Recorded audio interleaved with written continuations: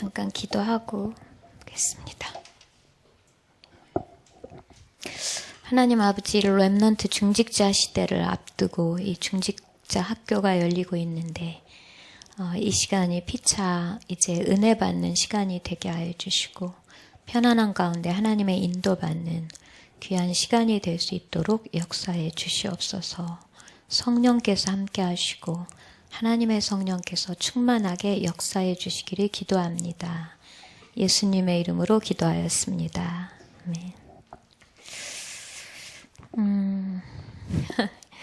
남아이런 중천금이라고 그랬거든요. 그래서 남자가 말 한마디 하는 건 천금보다 더 귀하다고 굳세게 약속을 했는데 베트남으로 가버리셨네요. 예.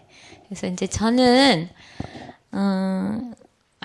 그럴 수도 있겠다. 이제 의장님이 워낙 사업상 바쁘셔서 혹 무슨 일이 있을 수도 있겠다 생각을 했고 베트남 갈지도 모른다고 그러셨거든요. 그래서 한 주간 그러면은 만약에 의장님이 못 하시게 되면 또 펑크나면 안 되잖아요. 그래서 계속 생각을 했는데 할 말이 별로 없는 거예요. 그래서 일주일 동안 계속 중직자, 아마 이남 장로님도 되게 고민이 되셨을 것 같은데, 예.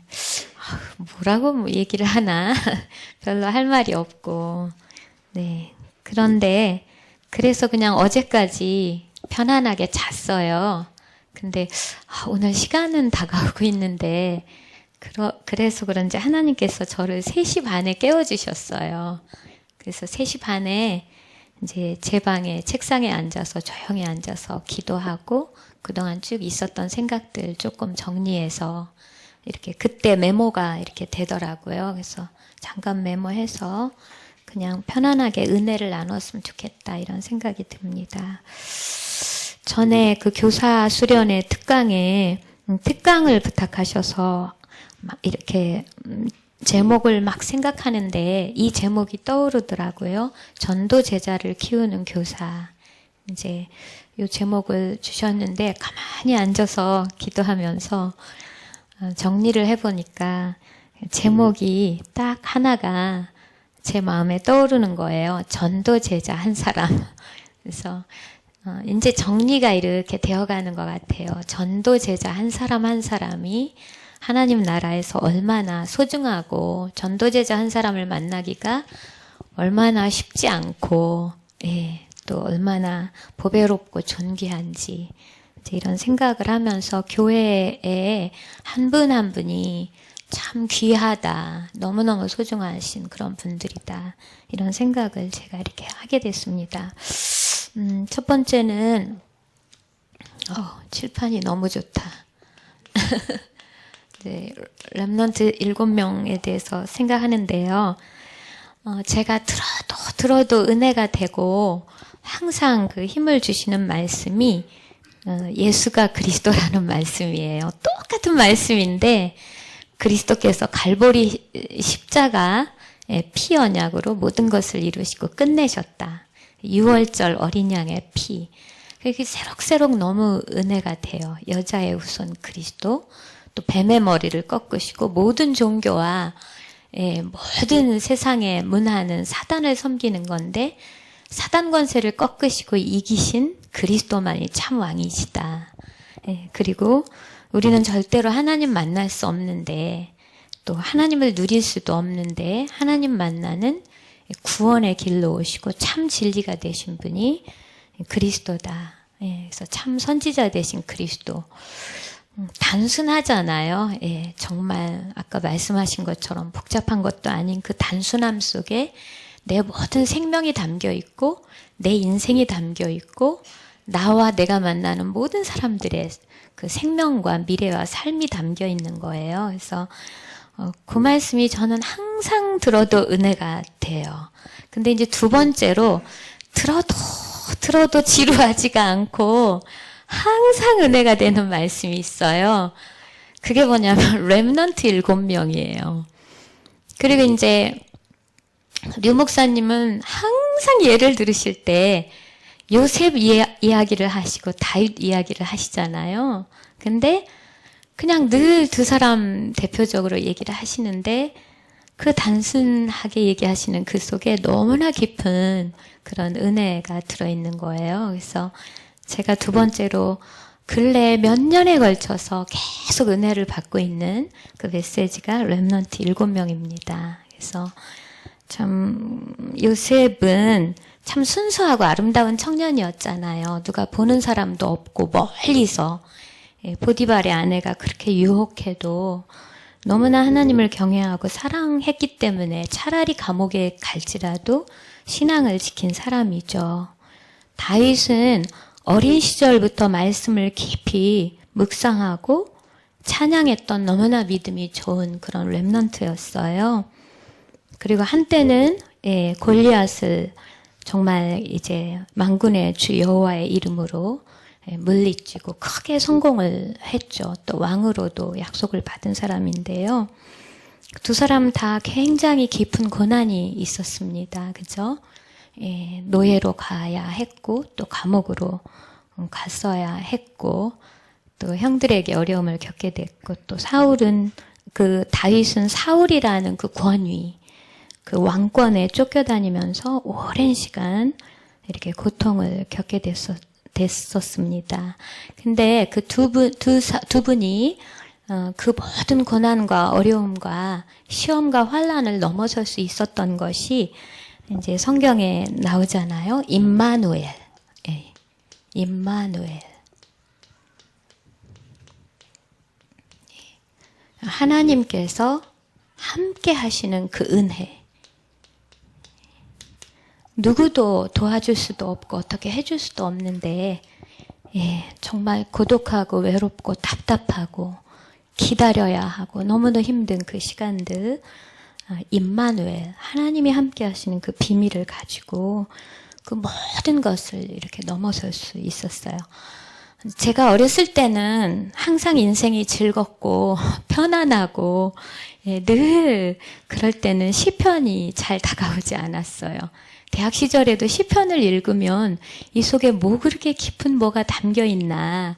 어떤 분이 신앙생활을 오래 하신 분이 그런 얘기를 하시더라고요. 시 중에 가장 아름다운 시가 시편이라고, 이 세상에서. 근데 젊은 시절엔 잘 몰랐어요. 근데 지금 시편을 보면 이제 인생을 저도 이만큼 살고 또 신앙생활을 하면서 삶을 같이 걸어오면서 너무너무 시편이 깊게 다가오는 거예요.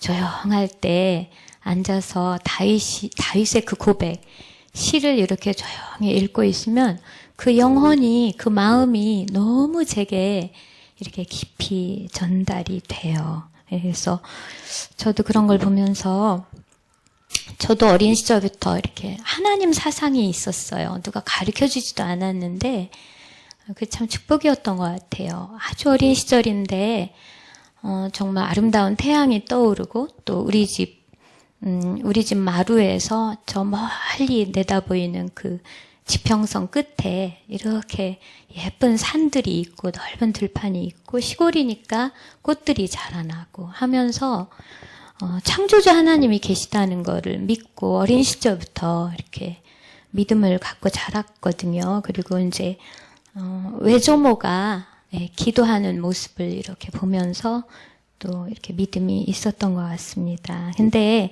이제 그러면서 꾸준하게 이제 신앙생활을 이렇게 하게 됐죠. 또 대학에서는 또 성경 공부를 좀 더 깊숙이 이렇게 하게 됐는데 제가 두 번의 이렇게 마음의 경험이 느껴져요. 이제 대학에서 성경 공부를 그때 말씀을 사랑하는 그런 젊은이들의 모임이 있었는데요.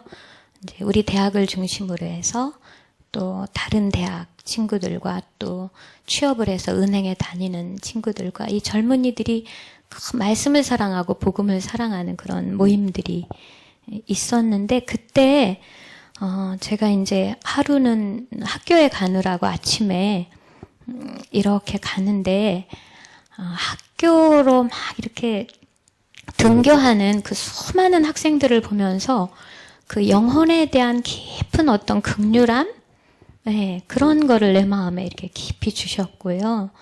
그 다음에 이제 제가 그 시합이 있어서, 경기대회가 있어서 이제 일본에 갔었는데 아침에 일어나서 저는 조금 일찍 일어나고 주변을 이렇게 돌아보고 이랬던 기억이 나는데 출근하는 일본 분들의 모습이에요. 그때 일본이 얼마나 잘 살았어요. 우리보다도.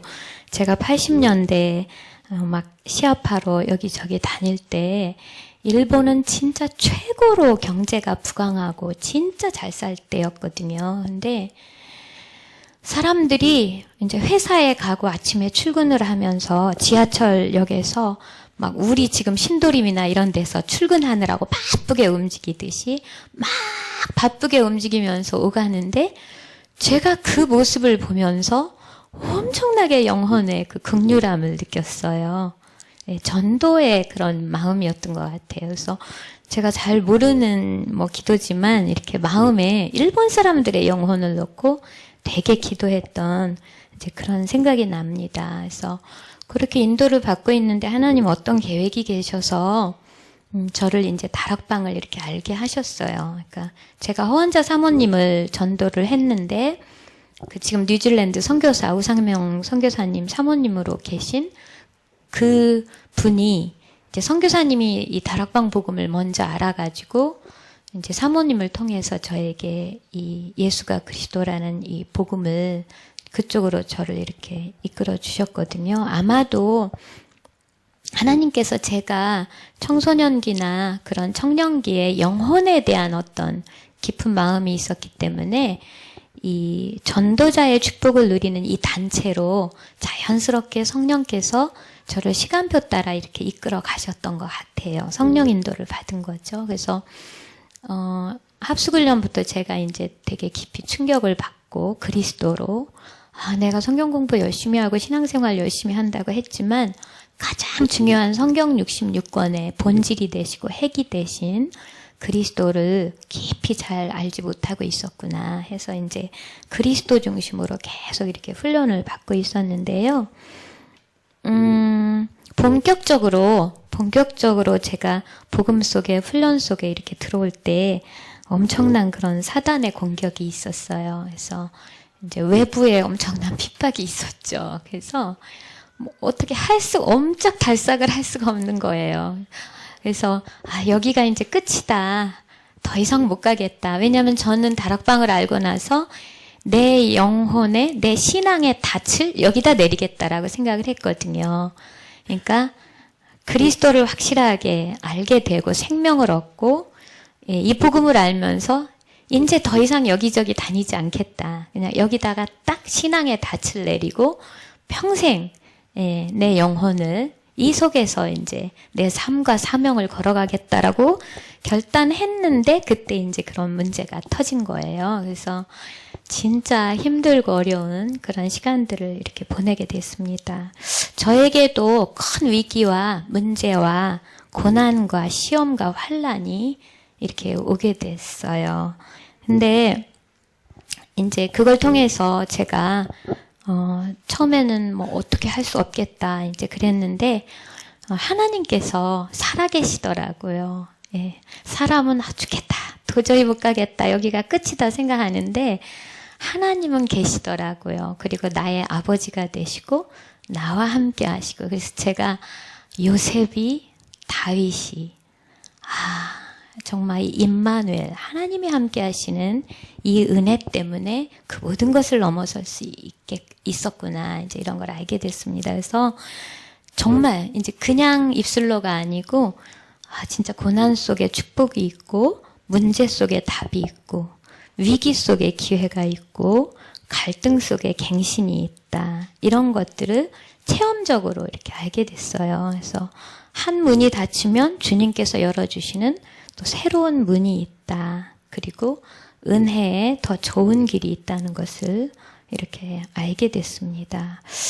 고난이 사람을 참 유익하게 하는 것 같아요. 큰 은혜라고 저는 생각하고 지나고 보니까 그게 얼마나 감사한지 모르겠어요. 왜냐하면 살아계신 하나님을 깊이 느끼고 하나님의 그 임마누엘을 체험하고 함께 하시는 그 비밀 속에 이렇게 들어갈 수 있는 거기 때문에 그래서 다윗은 시편에 이런 고백을 했죠. 고난 당한 것이 내게 유익이라. 이로 말미암아 내가 주의 율례들을 배우게 되었다. 시편 119편 67편에는 고난 당하기 전에는 내가 그릇 행하였더니 이제는 주의 말씀을 지키나이다. 고난은 참 유익이다. 축복이다. 저는 핍박도 축복이다. 이런 생각을 하게 됐어요. 왜냐하면 그 깊은 시간들, 터널들을 보내면서 사람과 세상을, 나 자신을 의지하지 않고 오직 예수, 오직 그리스도를 바라보는 그런 훈련을 저에게 주셨어요. 그리고 세상이 줄 수 없는 하나님께서 위로부터 내게 주시는 그런 참 평안, 또 안정감, 하나님을 위해서 주시는 그 은혜와 지혜들을 얻는 법을 이렇게 배우게 되었습니다. 그리고 제일 또 축복이 이 고난을 통해서 우리가 위로자가 될 수 있다는 거예요. 네, 그래서 정말 이 아픔을 겪고 상처 가운데 있고 어려움 속에 있는 그 고난과 시험과 환난을 통과하고 문제로 인해서 아파하는 그 영혼들을 위로할 수 있는 위로자의 역할을 이렇게 할 수 있는 것이 너무 감사한 것 같습니다. 그래서 사람들 속에 깊이 감추어진 숨겨진 내면의 세계를 보고 이해하는 그런 마음들을 갖게 됐고요.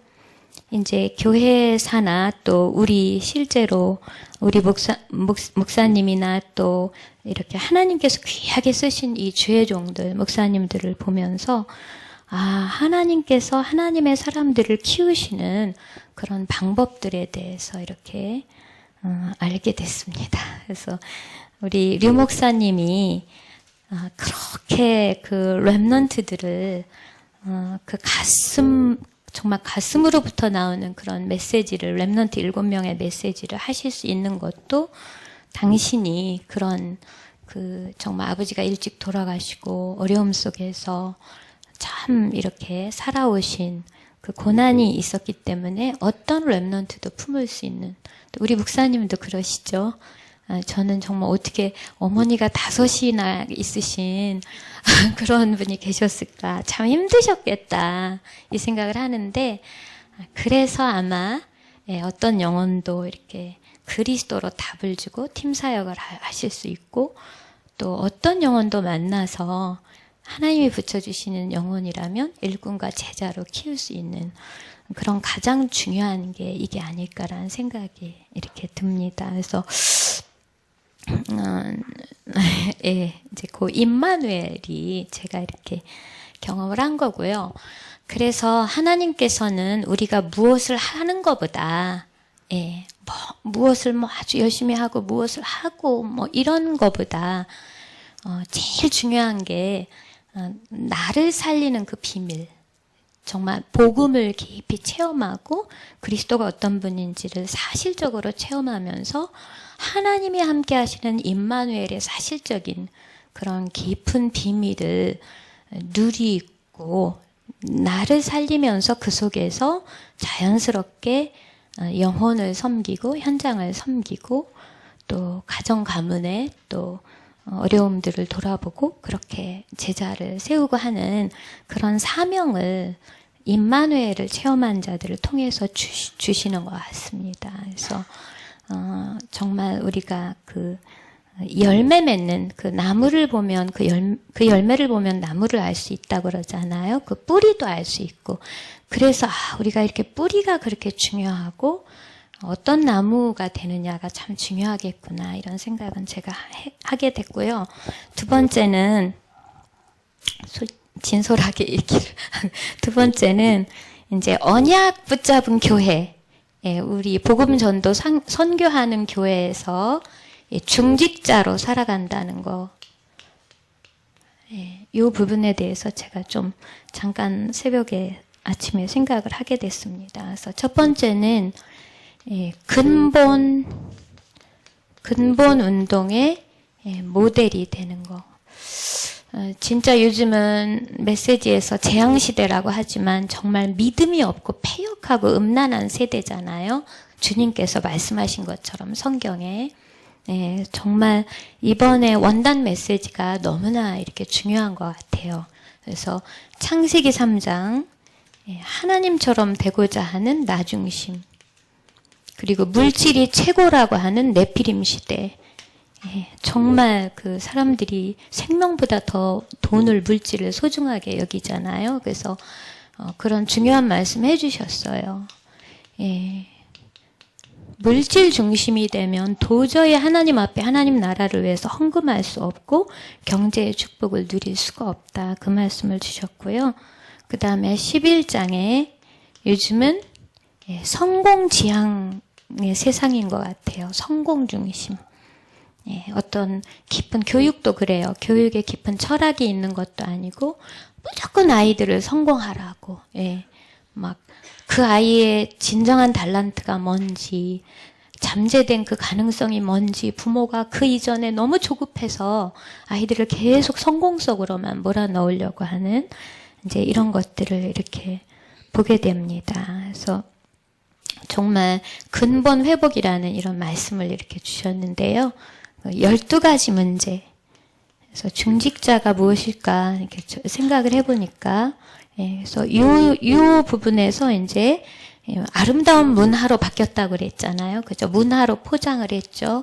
사도행전 13장, 16장, 19절. 무속, 우상, 그 다음에 점술로 포장을 해서 사람들이 그 여행을 가가지고 막 우상, 엄청난 그 우상들인데 그거 막 이렇게 신기하다고 사진 찍고 막 이러잖아요.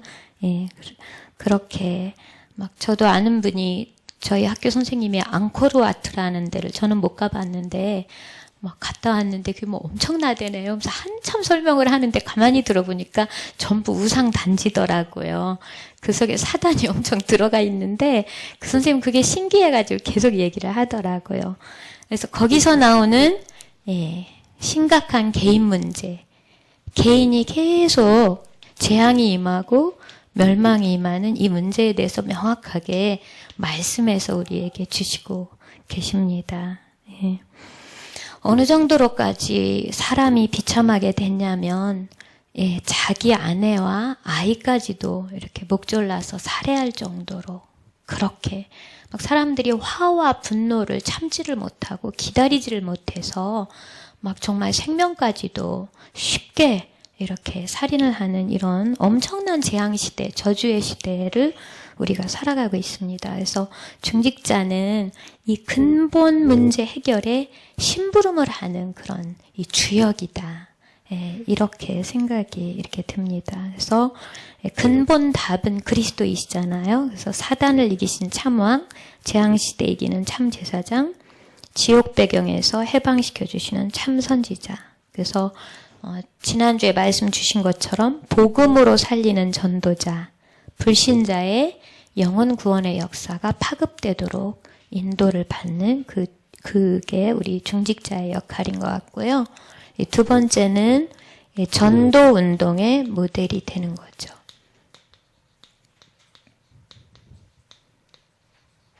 그래서 전도와 전도 운동은 다르다고 하셨어요. 전도 운동은 거기에 시스템이 있고 조직이 있고요. 성경적 전도 전략 20가지를 이렇게 의미하는 거죠.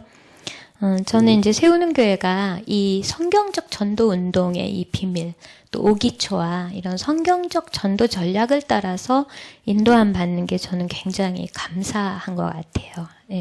성경대로 영혼을 살리고 답을 주고 성경적 전도 중심으로 인도를 받는 게 굉장히 저희한테는 안전하죠. 우리가 너무 영혼을 사랑해서 그 영혼을 섬기고 돕고 싶은데 내 맘대로 막 하는 것보다 그죠? 성경에 주신 방법대로 그렇게 하는 것이 너무나 감사한 것 같습니다. 그래서 오기초 얘기해 주셨어요. 그래서 불신자 살리는 영혼 구원의 역사 다락방, 그 다음에 그리스도로 답을 주는 팀사역, 또 강단의 말씀이 성취되는 그런 제자를 키우는 미션엄, 그리고 업과 학업과 전문성에 응답받아서 그것으로 영혼을 살리는 전문사역과 현장의 문화를 바꾸는 지교회에 대해서 이렇게 말씀해 주셨습니다. 제가 우리 세우는 교회를 놓고 기도할 때 성경적 전도 운동의 모델적인 서밋의 교회가 되게 해달라고 그렇게 기도를 하고 있습니다. 왜냐하면 우리 목사님이 그렇게 방향을 잡아 가시고 계시기 때문에 그 부분에 서밋이 되면 참 좋겠다. 그래서 정말 무너지지 않는 제대로 가는 일꾼과 제자를 많이 키워서 그 속에서 나온 제자들이 400지교회, 4000지교회의 응답도 이렇게 누릴 수 있으면 참 좋겠다 이런 생각을 하게 됐습니다. 왜냐하면 늦은 것 같지만 제일 빠르고 정확한 길이 이렇게 바로 가는 길인 것 같아요. 그래서 막 겉으로 보기에 막 부흥이 되고 많은 사람들이 모이고 이거보다 더 중요한 부분이 저는 그렇게 생각해요. 이 10,000명의 그리스도로 답이 없는 교인들의 모임보다도 10명의 확실한 제자들이 시대를 살린다 이렇게 생각을 하거든요. 그래서 그런 부분에 이제 말씀을 주셨습니다. 그래서 사도행전 13장 48절에 영생을 주시기로 작정된 자, 정말 그 시간표 속에 내가 쓰임받는 것이 전도라고 하셨고요. 사도행전 16장에 한 지역을 살리는, 또 사도행전 16장에 로마서 16장의 제자들, 그래서 전도운동의 모델에 대해서 얘기해 주셨고, 세 번째는 제자운동의 모델에 대해서 이렇게 제가 부족하지만 이렇게 복음 안에서 쭉 복음 전하면서 이렇게 보니까 정말 주님께서 이 제자가 얼마나 중요한지 이 부분에 대해서 참 이렇게 말씀하신 게 저는 생각이 나더라고요. 제가 이제 연초부터 이제 NCS라는 것 때문에 그 서울대학교에서 이렇게 연수를 한 주간 쭉 이렇게 받게 됐는데, 이제 우리나라 교육이 이제 조금 모양이 바뀌게 될 것 같아요. 지금까지는 무엇을 아는 교육에서, 알게 하는 교육에서 무엇을 할 줄 아는 교육으로 이렇게 바뀌게 돼서 요즘 이제 여러분도 관심을 가지셔야 되는데, 특별히 학부모님들은 그 NCS라는 게 참 많이 이렇게 홍보가 되고 있어요. 국가 직무능력 표준이라는 게. 그래서 이제 그 연수를 이렇게 받게 됐는데, 또 그런 그 중요한 그 일들을 이렇게 보면서 제가 이렇게 참 선생님들, 그러니까 전국에서 제주도에서 뭐 이렇게 선생님들이 뭐 어디 막 멀리서 이렇게 다 오셔서 이제 연수를 이렇게 받게 됐는데요. 선생님들의 이런 모습을 보면서도 이제 성경이 많이 이렇게 적용이 되는 거예요. 그러니까 절대 못한다라고 얘기하면서 막 강의도 하시기 전에, 이것을 알려주려고 나오신 박사님들이 강의도 하기 전에 막 불평을 하고 막 질문을 하고 토론을 하고 하니까 연수하다가 막혔어요. 그래가지고 이 강의를 할 수가 없는 거예요. 여기서 저기서 막 하도 불평하고 원망을 하니까. 그래서 직업능력개발원에서 나온 박사님이 그 이야기를 다 들어주다가 나중에 힘이 빠져가지고, 아이고, 힘 빠져서 그 다음 강의를 못하겠네, 이제 이러시는 거예요. 그래서 제가 그 모습을 보면서, 야, 민수기 14장이 따로 없구나. 국가와 미래를 놓고 정부에서 엄청나게 중요한 교육의 정책, 새로운 패러다임을 바꾸는데 절대 못 가, 절대 할 수 없어 이러면서 다 끄잡아 내리는 거예요. 예, 그런 모습을 보면서 내가 민수기 14장이 이거구나. 예, 이렇게 생각을 하게 됐는데, 되게 피곤한 거예요. 선생님들이 하도 막 그러니까 여기서 저기서. 그래서 제가 이제 서로 마이크 잡고 토론할 때니까 조용히, 제 목소리가 또 차분하잖아요. 그래가지고 엄청 많이 강의실에 모였는데, 그래도 우리가 저 박사님이 준비해 오신 그 내용 굉장히 많이 중요한 것들을 준비해 가지고 오셨는데, 스위스의 도제 교육이나 뭐 독일의 이런 교육이나 우리 미래를 놓고 이렇게 얘기를 하시는데, 일단은 다 듣자. 다 듣고 나서 남은 시간에 토론을 하시는 게 어떻겠느냐고 그렇게 얘기해서 이제 잠잠해졌어요. 그래서 이제 쉬게 됐어요. 다 너무 피곤해가지고. 그래서 저도 이제 너무 피곤한 거예요. 그래서 화장실에 가가지고 이 원단, 우리 원단 메시지를 화장실에 가서 조용히 묵상을 했어요. 앉아가지고 수첩에. 그랬더니 주신 말씀이 이제 그 전도의 모델을 세우라는 말씀이셨잖아요. 그래서 거기 세 번째 보니까 제자의 모델을 세우라 이 말씀이 있더라고요. 그래서 거기 보니까 1번 내가 제자 되어야, 2번 그래야 다른 사람을 제자화할 수 있다. 세 번째가 새 가족을 제자화해라. 세계복음화의 핵심이다. 그 다음에 네 번째 소수 집중해서 다수를 살리는 그런 재창조의 역사 또 가르쳐 지키게 하라. 이 말씀을 이렇게 주시는데 그 원단 메시지를 제가 깊이 묵상하면서 굉장히 치유가 되고 성령 충만해지고 새 힘을 얻고 이제 화장실에서 나왔어요. 그리고 나서 거기 앉아 계신 선생님들을 쭉 보니까 나도 정신없이 연수받고 NCS 막 여기에 몰두해 있다가 조금 객관적이 된 거예요. 그래서 그 선생님들이 마음에 품어지는 거예요. 전국에서 오신 선생님들이.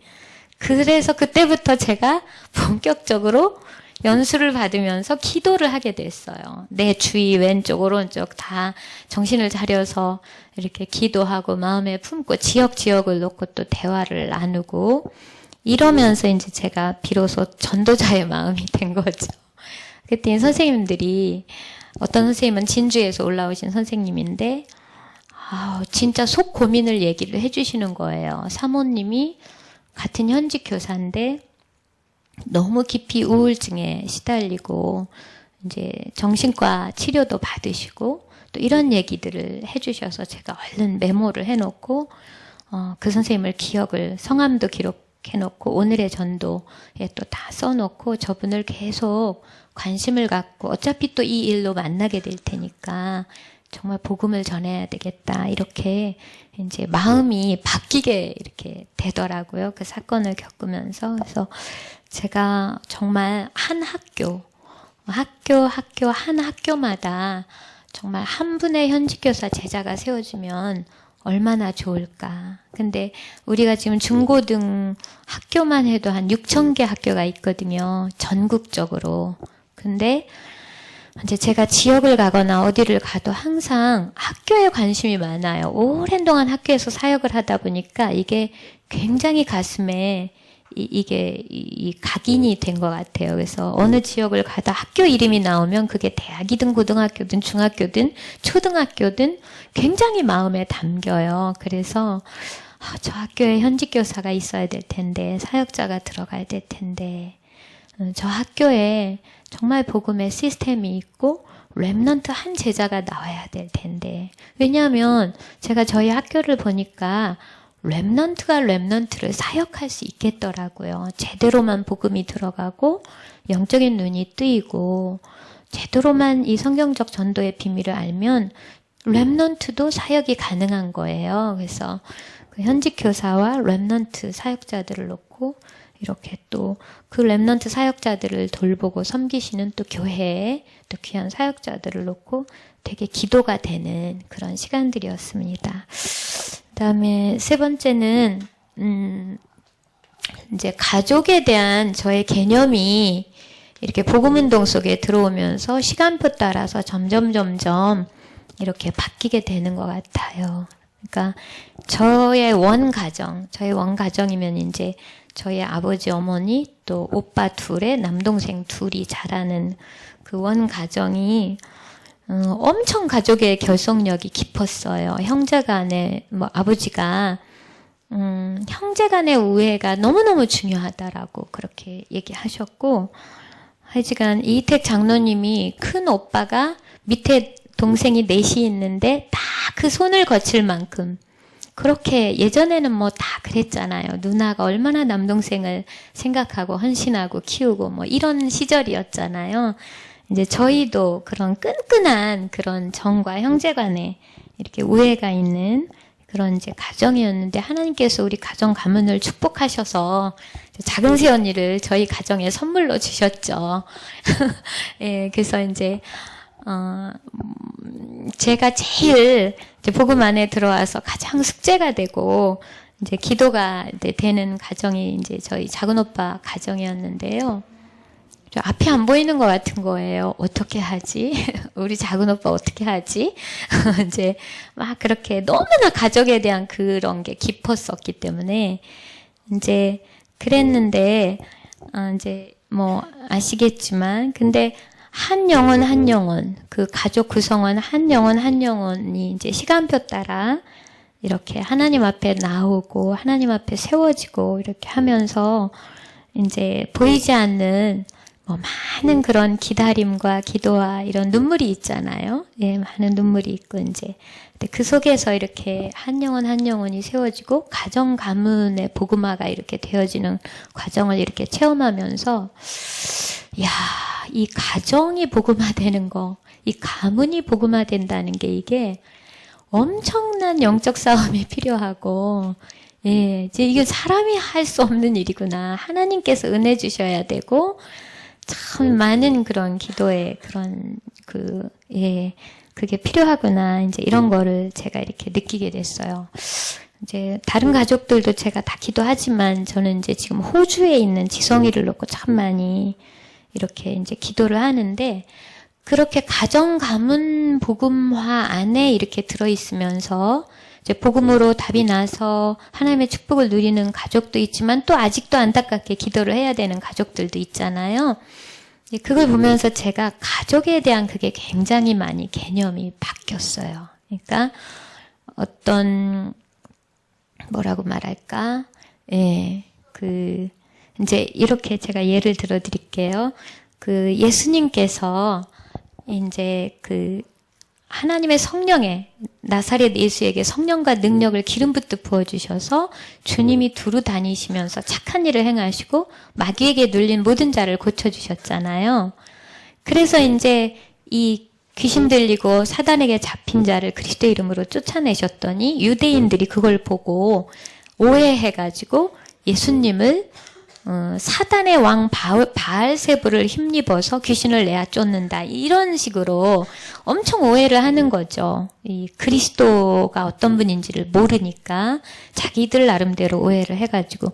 그러니까 아마도 예수님의 모친 마리아와 예수님의 아우들이 걱정이 돼서 예수님께서 강론하시고 사역을 하고 계시는데 이렇게 온 것 같아요. 그래서 방문을 왔는데 제자들이 얘기했잖아요. 주님, 랍비여 하면서 밖에서 어머님과 동생들이 아우들이 기다리고 있습니다. 그러니까 예수님께서 그런 말씀을 하시죠. 누가 내 형제요, 자매요, 모친이며 내 동생들이냐.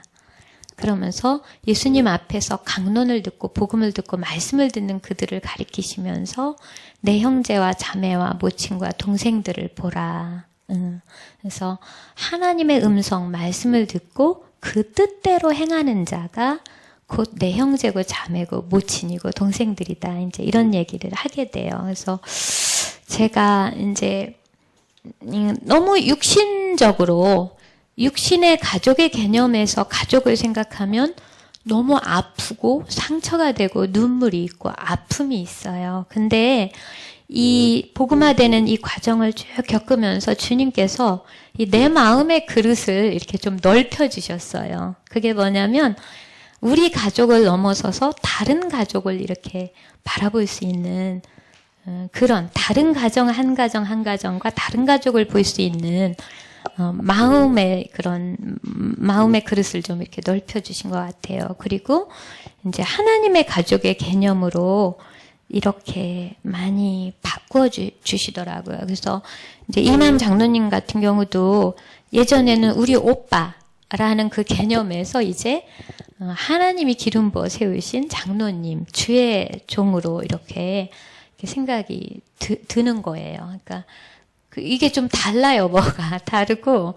이제 우리 이석철 전도사님도 예전에는 내 조카 이런 개념에서 바뀌어가는 거예요. 하나님이 세워가시고 하나님이 함께하시는 하나님의 사람 이렇게 바뀌어 가더라고요. 그래서 가족의 개념이 이렇게 좀 뭔가 이렇게 달라지는구나. 그리고 제가 제일 이 가정복음화, 가문복음화를 깊게 기도하고 경험하면서 이제 다른 가족들, 다른 그 자녀들, 다른 그 분들에 대한 그게 상당히 마음이 겉으로 막 표현은 안 하지만 이렇게 마음이 많이 이렇게 다가오고 그릇이 좀 더 이렇게 넓혀가는 그런 것들을 제가 느끼게 됐어요. 그래서 어느 가정에 누구가 아직 복음화되지 못해서 어머니가 애타게 그 자녀를 놓고 기도한다 하면은 그게 굉장히 마음에 이렇게 다가와서 이게 남모르게 기도를 하게 돼요. 예, 남모르게 기도를 하게 되고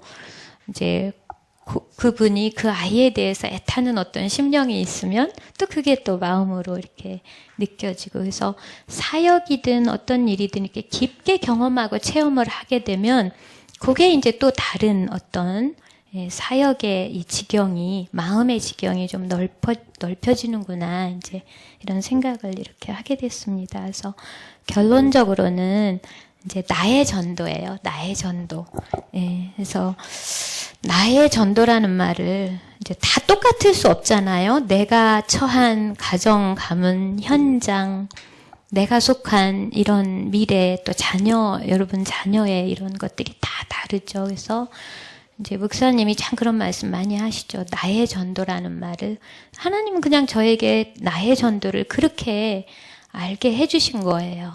복음을 체험하고 그 속에서 하나님의 인도를 받고 기도하고 가장 가까운 가정 가문이나 내가 일하고 있는 직장의 현장이나 이렇게 나의 전도가 그 속에서 오랜 세월을 통해서 수많은 것들을 보고 경험하면서 이제 전도를 가르쳐 주셨고요. 이제 올해는 저는 이제 권역과 지역이 품어지는 거예요. 이제 시간표가 그렇게 돼가나 봐요.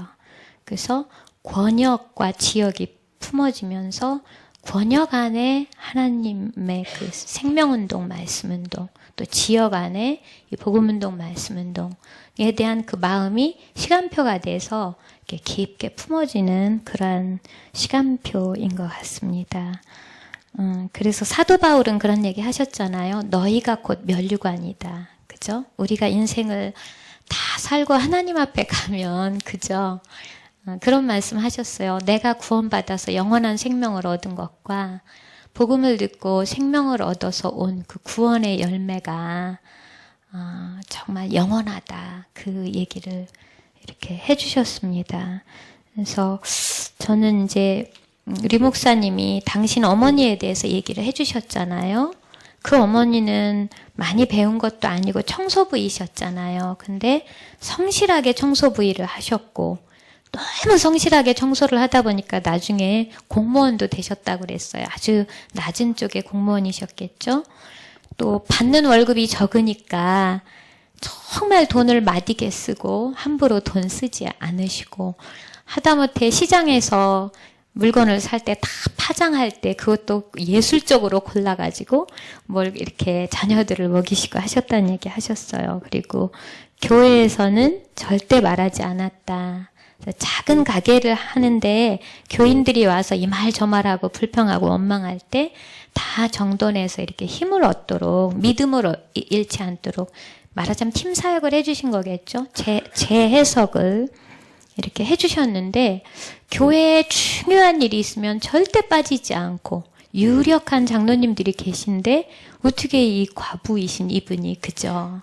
어떻게 그걸 모아서 하나님 앞에 중요할 때마다 이렇게 드렸다는 얘기를 이제 하시잖아요. 그래서 류 목사님의 나의 전도는 또 그게 또 그분의 전도가 아니었을까. 막 돌아다니고 이럴 수 없었잖아요. 가서 청소해야죠.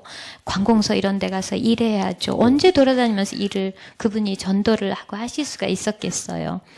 같은 청소하시는 분들에게 몇 마디 얘기하셨을지 모르지만 근데 그 결과가 엄청나잖아요. 그죠?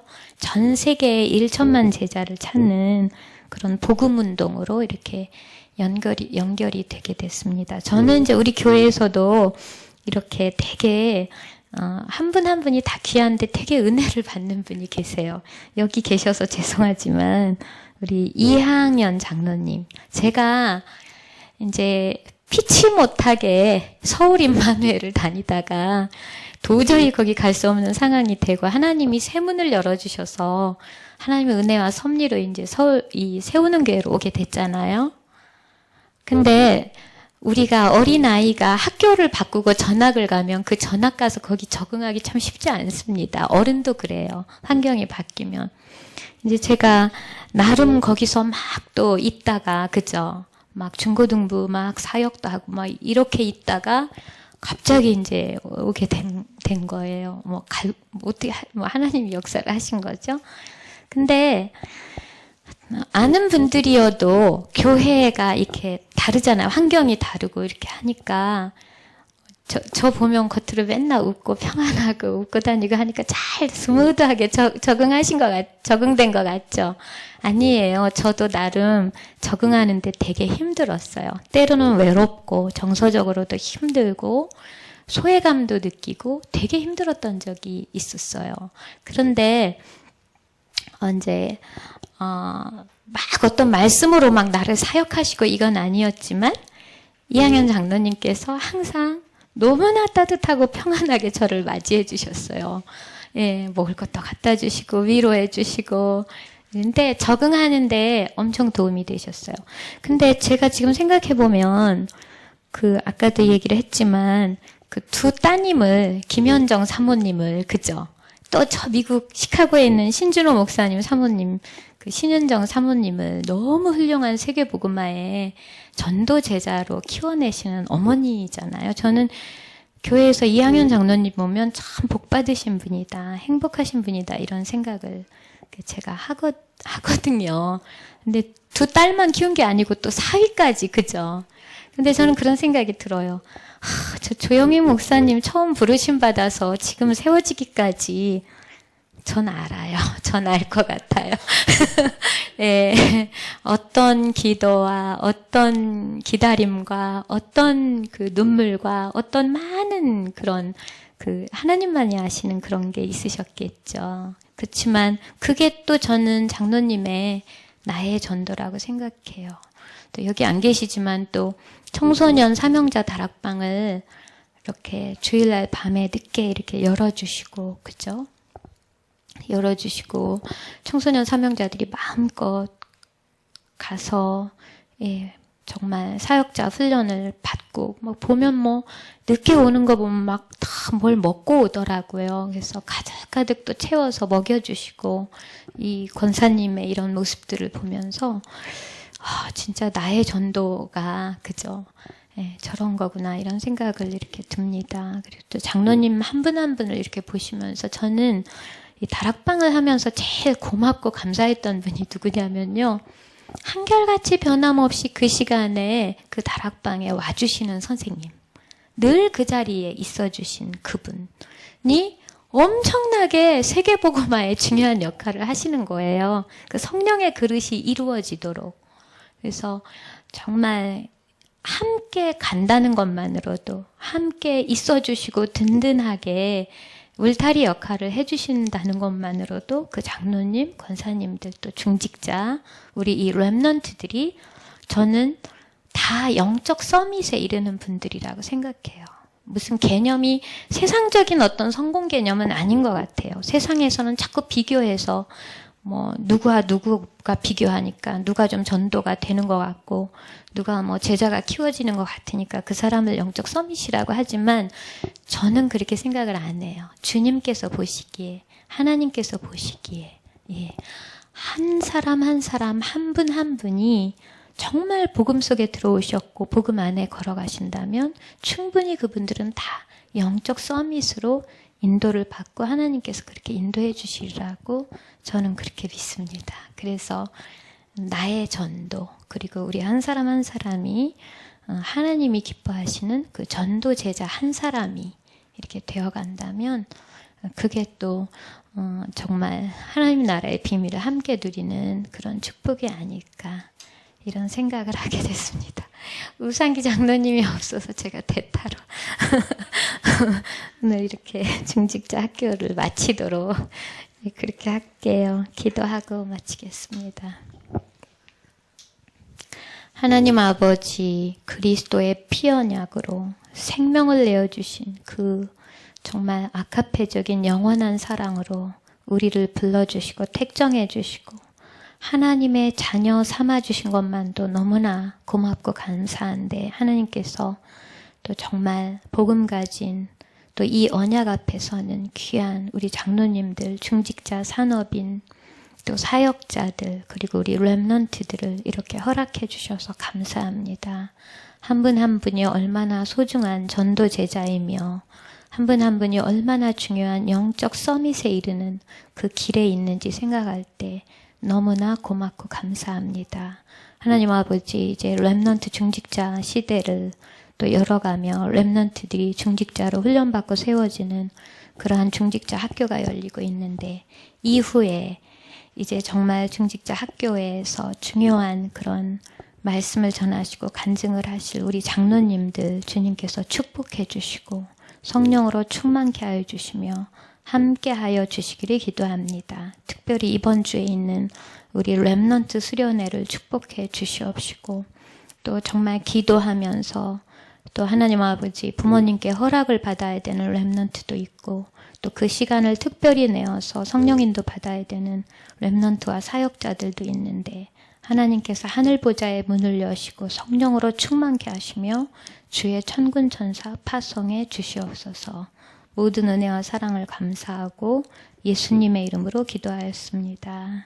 아멘.